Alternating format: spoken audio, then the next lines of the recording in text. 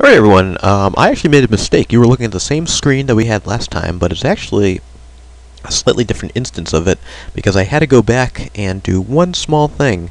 I did not write down the code that was in the monitor over here in at the arcade, and therefore there is no way for me to get back, should I need to get back to Space Quest 10. And therefore I would be in a lot of trouble if I continued along. And that's one of the very annoying things about this game, is it doesn't really tell you have to write down the code, but you better write down the code pretty much, unless you know it already, every time you are in a new location. So I'm not going to write down the code for, of course, Space Quest 1, because we have that already, which is where we are now, but I did have to go back. So if you do play it, make sure to write down the codes anytime you find a new code on a screen in a Time Ripper. Alright, well that's that. We are going to get out and explore this new world. Or quasi-new world, as it may be. Yes, we are in Space Quest 1, EGA. In the distance you see sand dunes in the sky, and as you recall, this is the text box that you saw from the original Space Quest 1, should you have played it. This closely resembles the left side of Droids Be Us. You give the Time Pod a long glance. It's not the most attractive vehicle you've ever seen. It resembles an overgrown titanium tennis shoe. A tinted glass shield seals the top. That's kind of funny, making fun of themselves. Alright,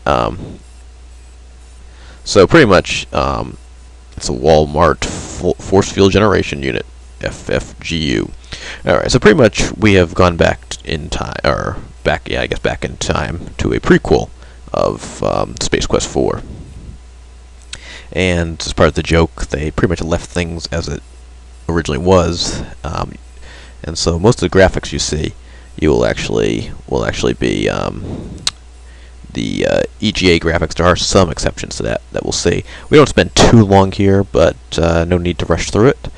It's kind of interesting. That's pretty kind of neat too. The save dialogue is also looks like the original Space Quest 1, sort of, at least in part. It's no longer the nice gray VGA color. So let's see what happens if we try to leave this area.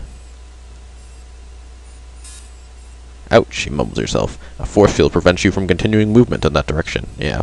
So that was pretty much to protect this area. I think it was supposed to be a takeoff of Mos Eisley from the Star Wars series during the first game. Tiny's used spaceships. If you recall, this is where we bought the spaceship in the first game. Obviously, I never did an LP of it, if anyone's wondering, but from when I played it, this must be the Volkswagen spaceships. You wonder why anyone would bother to lock it. At the bottom of this excavation is a small craft, almost totally buried in dirt. You remember barely making it back out when the engine died. Yeah, pretty much this tiny guy was some corrupt used car dealership, or used spacecraft dealer, and you tried buying some of his. The ship is not for sale. You tried buying some of these. There it is, good old dirt.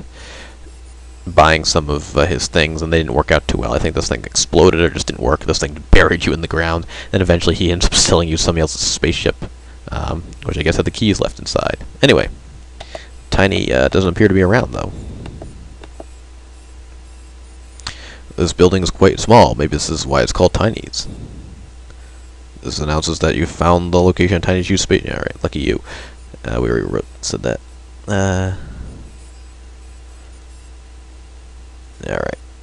So, there's not too much you can do with old Tiny anymore, which is too bad. He was kind of a funny character from the first edition, but we cannot interact, sadly, with our buddy Tiny.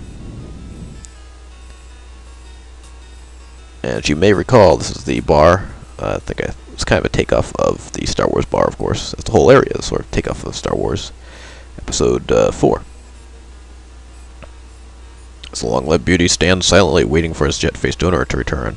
And you can't do too much here, like I said. It looks like it came from the planet of Warts. The ship must be the Planetire's deluxe model with authentic mosaic upholstery. As you check these sand bikes out, you wonder what kind of cheeseball would own one. Well, we're not going to go into the bar right away. I hope. Yeah, I didn't know if we'd automatically walk in there.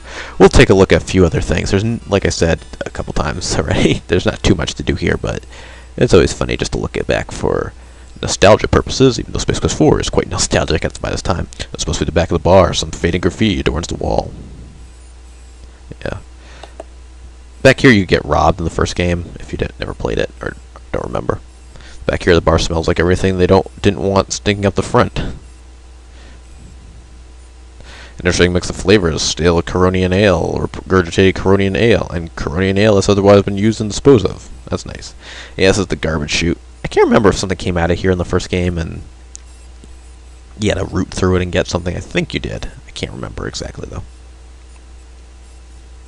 And then the last scene before we go into the bar is Droids BS. It used to be called Droids R Us, where you could buy all those, usually mostly crummy droids, but you needed one to get off the planet. Kind of an R2-D2 unit. The sign indicates that this establishment is not open for business. For all of your droid-related needs, see us when we're open. Alright. So Droids BS just being kind of a joke on the original word thing, and you can't go in there and get anything, unfortunately. Nor can you leave the plant area because of the force field, and you don't have anything that really flies across the planet. Not like there was much on this place. I forget what it's called. Maybe it'll tell me if I look at the ground. No. Okay, I can't remember what the planet's called, but whatever it was, you don't have to do too much there, but you do have to go into the bar. Alright. And as you can see, the old bar is still here. The smell of new and used Corona ale stinks up the place. Just the aroma leads you to vividly remember your previous drunken visit here. You break out in a cold sweat. Yeah, so here, I forget, do you have to buy alcohol? I think if you buy the beer or something, you pass out. I forget exactly what happens. It's been a long, long time since I played the first Space Quest. I think I watched an LP of it somewhat recently, though. Oh well. Whatever it is, I can't remember exactly what happens.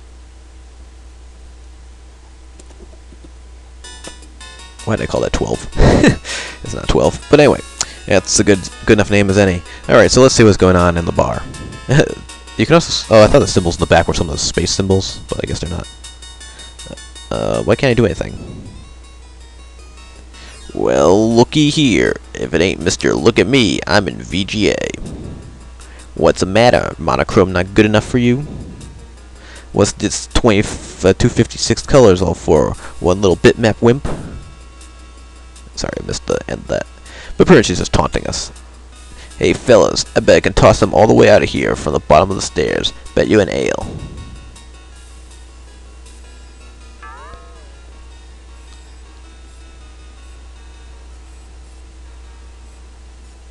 Alright, so they are appalled at us for this, for being 256 colors, and I won't bother you with saving it again.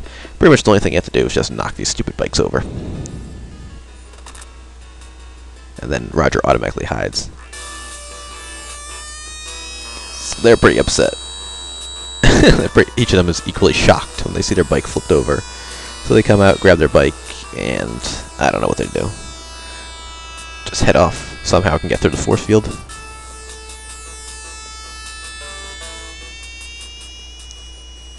Yeah, so Roger hides behind Tiny's. I guess Tiny serves some purpose. Boy, that was close, you think to yourself as you come out of hiding from behind Tiny's hut. Interesting how their bikes can go through the force field. Yeah, that's funny. I thought the same thing, too.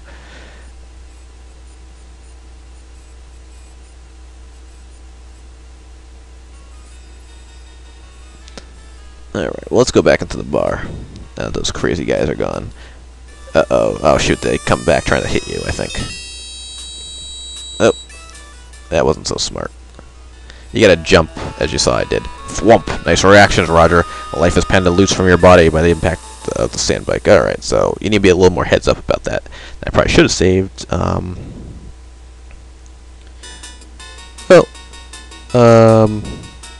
we're pretty close to time. We went pretty long on the last video, so we'll go a little short on this video. Pretty much what I'm going to do is next time we'll come back and I'll show you, hopefully, me successfully dodging those bikes and getting back into the bar. Until then, CR Game Scott, signing off. Have a good one.